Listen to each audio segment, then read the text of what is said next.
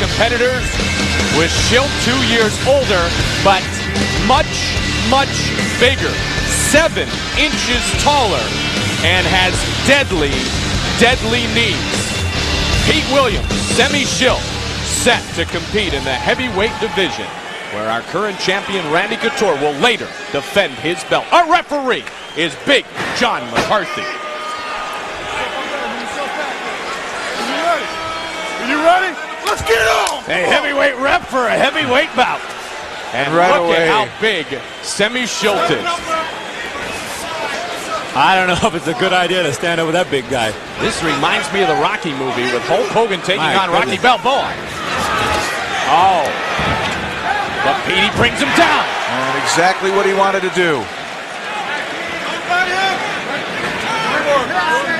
Didn't seem like Pete wanted to trade too many strikes up there. No, he looked a little timid up there. He did. Which I would be too. But.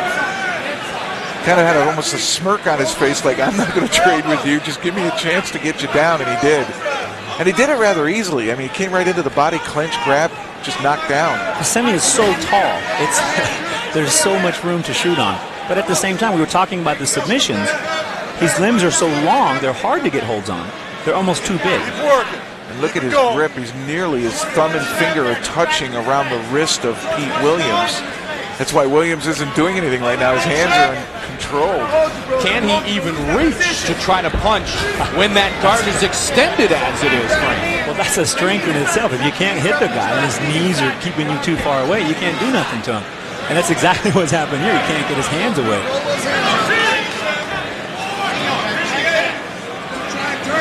Very interesting defense. I've never seen anyone control another person's hands this long. Well, this is truly in a fight. Truly designed by him for his height. This is exactly what Semmy needs for his body. He has completely stalled Pete out right here. You just wonder, you're going to burn your arms out hanging on so long. I've wrestled some people who hang on. As soon as you get away, the dam breaks. But he seems to be very comfortable in this position, and as you say, it's designed for that body type. I mean, this wouldn't work for me, but this works exactly for Semmy because of his length. Williams is doing a good job here, putting him up against the fence. There he can close the distance. But Petey trying to just get those arms loose is extending some huge energy. Now you wonder if the gloves are giving him a grip because he's out around where the band wraps around the wrist. Pete, there's a number of techniques we practice to break grips, rolling your wrist, moving, trying to bring hands together, sometimes banging the wrists together to get them to bang. He's got the full mount. He has passed the guard of Big Semmy Schilt. And up against the fence, he's not going to have a whole lot of room to move. We'll see how Semmy is savvy, and if he uses that fence to bridge on, he'll be just fine. If he doesn't, he's going to be in some trouble here. Yeah, I don't think he knows about the fence. He doesn't seem real comfortable on moving right here. You trained a lot of time with Pete Williams, and it's safe to say his strength is still the ground game. His strength is the ground game. His strength is his wrestling, and his strength is being on top. So this, is not a good spot for Semmy at all. With the exception of Mikey Burnett in my memory, who enjoyed standing up and banging, most of the Lions then were brought up as submission grapplers. Yeah, that is your strength. That is where you evolved from. Yeah, we originally trained in submission wrestling. Wrestling was a forte. Striking has come along since then and been a major point, a 50-50% point. Right there, get busy. Striking is the fun part, as everybody says. Being the one striking, not the one struck upon, of course. And nice job of putting the knee in the stomach and raising himself up so he could strike with his right hand. Pete Williams scores some more. Good tactic.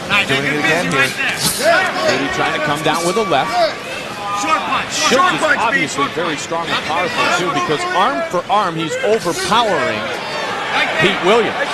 But on his back, and he's carrying all that weight right now. Normally a jiu-jitsu practitioner is trying to tire the top man. I think Schilt's going to be the one wary after this round. He's just blowing a lot of energy against Pete's elbow. He's resting, but he's blowing energy trying to go against Pete's static elbow. Pete has taken on bigger opponents before, but not quite as large as this man in the UFC stage, in the octagon, the ultimate proving ground. It's still a difficult riddle for Pete Williams because of the length.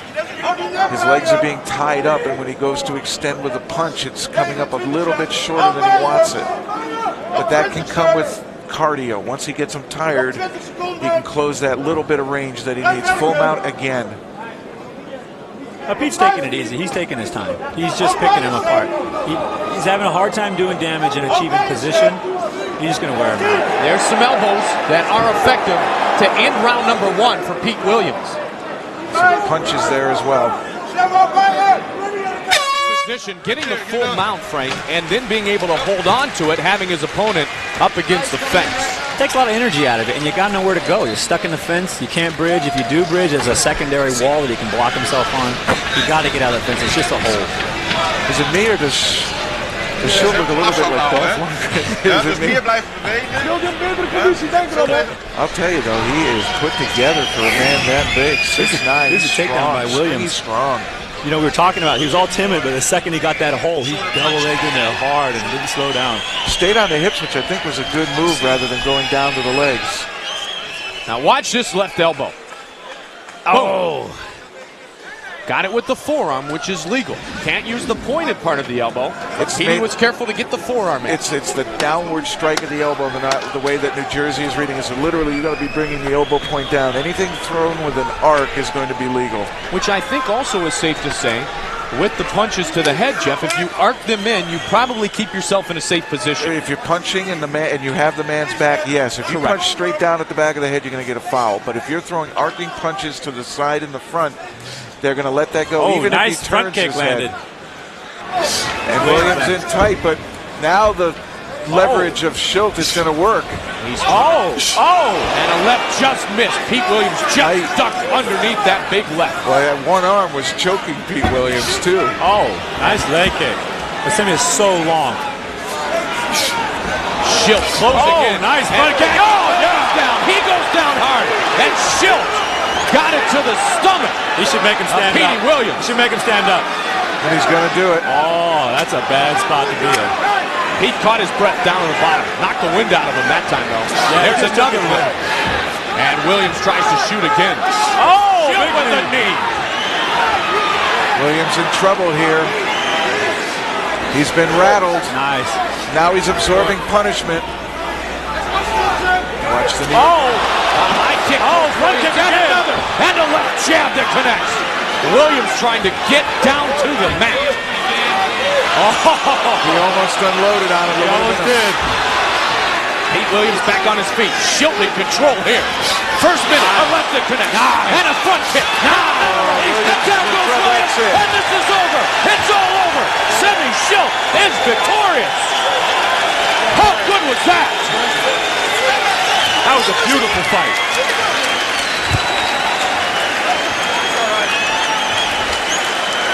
Talk about understanding yourself, knowing what your limitations are, where your strengths lie. Schilt seemed to understand what he needed to do in the second round. Here comes that front kick. Looking at it here, he's setting him up with the jab, and then there comes right in, and you can see it glanced off the midsection, but it hurt Williams. Right in the solar plex. You watch that land, boom, right in the solar plex. And he goes down hard, but he was able to recuperate there, and Schilt took your advice and let him up, and it was the right advice. Williams didn't seem to fully recover, and accurate kicks and punches puts Williams away. There's the end. Hit him with that left, again to the body, again with the left, just soft. All of them very accurate. Wow, impressive. Semmy Schilt victorious in his UFC debut. Here's Bruce Buffer. Ladies and gentlemen, at 1 minute and 28 seconds of the second round, due to a referee stoppage, we have the winner, Mr. Semmy Schilt.